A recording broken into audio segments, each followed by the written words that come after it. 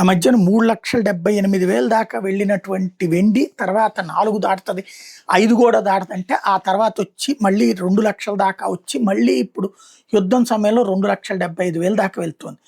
అయితే ఇది commodities market system వీటిట్లలో ఒక ఎత్తు అయితే, ఫిజికల్ వెండి ప్రపంచవ్యాప్తంగా మాయమైపోయింది అన్నటువంటిది తాజా రిపోర్ట్లు చెప్తున్నటువంటి లెక్క.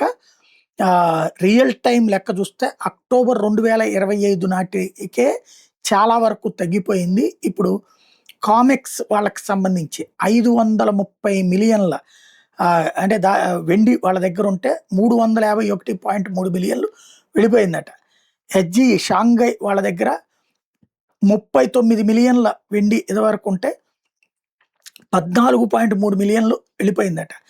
అట్లాగే షిఫే వాళ్ళ దగ్గర 36 మిలియన్లు ఉంటే 8.2 మిలియన్లు మాత్రమే స్టాక్ ఉందట.